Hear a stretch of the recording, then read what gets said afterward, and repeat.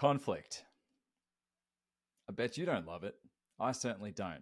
And even though about 10% of the world's population is known to thrive in conflict, the vast majority of us cannot stand it. We hate when we're involved in it, whether it's professionally or personally. And so today I wanted to give you three keys, three ways you can change your focus and mindset around conflict so that you can build deeper relationships, even with those that you are actively in conflict with.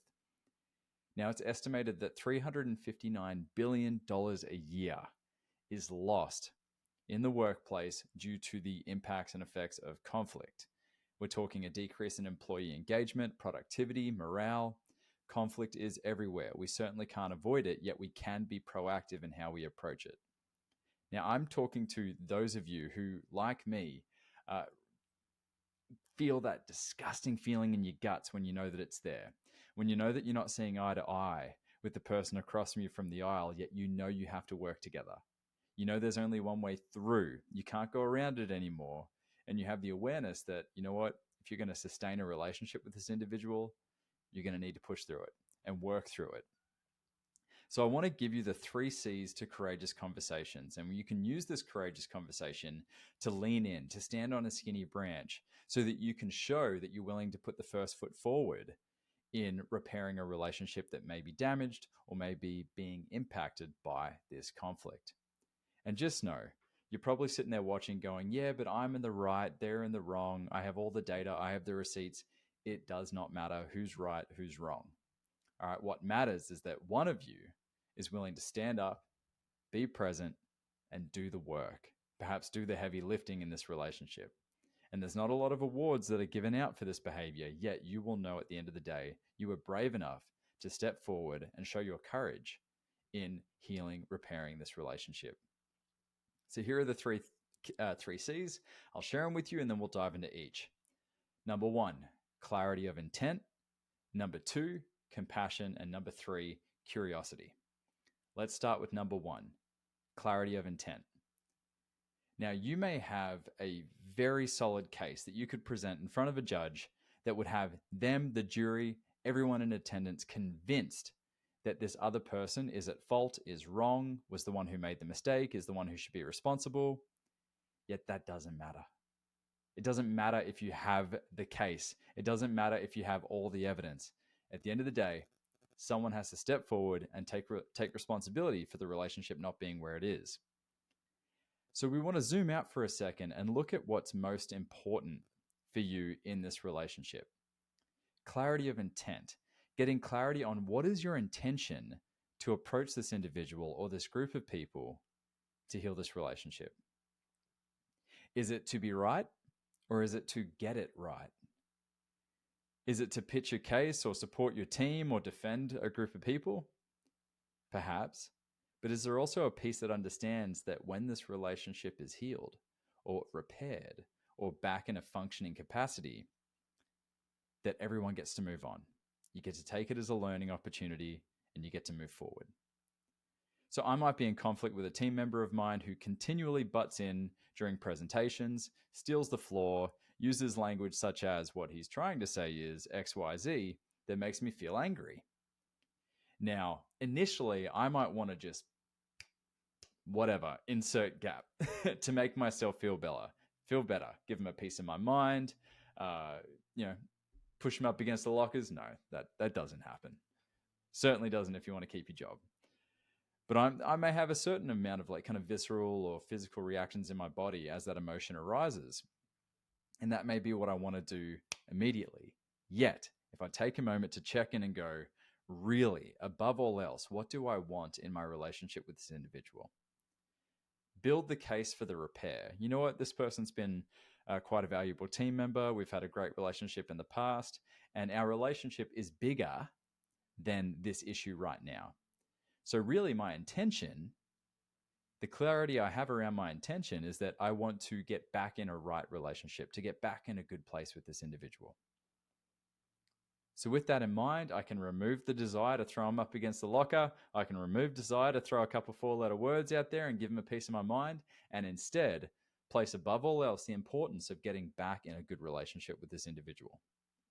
So that's clarity of intent. Next is compassion. It's understanding that the individual, however crazy the world may seem in their eyes, is still a human being. There is a human being in there who's flawed just like you, that has their own lived experiences, that has a pair of shoes that no one else can walk in. And if you have the ability to zoom out and look 360 at what might be causing this individual stress, what might have contributed to the regrettable incident or the argument or the conflict, it gives you the ability to remove some of the anger, remove some of the energy, and go, you know what? Here's a human being that's just doing their best. And I don't have the full story of what's going on in their world. How many times have you been in disagreements, conflict with someone only to find out after the fact that they were enduring an incredible amount of stress and pressure? I certainly have examples like that. I was challenged once with an employee of mine who was constantly turning up late to sessions, to clients' meetings, whose work performance was dropping. And from a very selfish and closed off place, I thought this person's lazy. They don't have gumption. They don't have the goods to be able to represent my company. Come to find out that their mother was going through a really difficult health challenge, and that was taking up most their, not only their time but their mental bandwidth. They were actually really struggling. They just hadn't shared that with me. And so I could have easily assumed and given this person a hard time and projected those judgments onto them. But through discovery and identifying what's going on in their world, I was able to identify, man, they're going through a hard time. And I can adjust their work schedule or however I need to show up as their leader going forward. And that's done through compassion. So we've got clarity of intent, get clear on what you want for the relationship. We've got compassion, understanding there is a human being who's flawed just like you on the other side of the aisle, and that they're just being flawed and human just like you are. Because guess what? If you're involved in the conflict, you have a role to play in it. And then number 3, curiosity. Identifying that this individual may have some insights that you could benefit from knowing.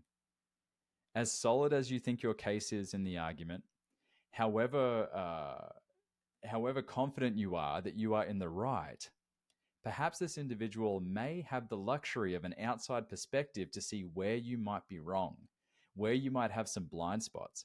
So we have a beautiful opportunity to learn, a beautiful opportunity to grow, a beautiful opportunity to gain insights that you otherwise wouldn't have been afforded nor figured out on your own. So with that curiosity, you get to really sit and listen. Where is this individual coming from? Where have they gained their perspectives? How might they have access to information about you that you're not currently privy to? It's been said before that conflict is a sign of progress. And that's if you choose to look at it that way. Conflict very much can be a sign of progress. So we have an opportunity here using these 3 C's to go into a courageous conversation, to be able to lean into discomfort, to identify, to be the person to put the first foot forward in healing this relationship. There's an incredible opportunity here to grow for you, for them, for everyone involved, and you're the one to put the first foot forward. This is a fantastic opportunity to practice empathy, to practice intentional listening. And I encourage all of you that are being challenged with some form of conflict or disagreement or regrettable incident to understand that there is no way around these situations. Sweeping it under the rug is not going to help you, them, or anyone else involved. The only right way is through, so long as you do it with clarity of intent, a compassionate heart, and a curious mind to make sure that you see all the moving pieces and are clear on what needs to occur in order for this relationship to repair. My name is Brandon Clift, emotional intelligence coach, and here's your juicy little tip for the day to help you lean in to your uncomfortable. I didn't say I was a words coach or a linguistic coach. So your uncomfortable interactions when in conflict. Lots of love. See you soon.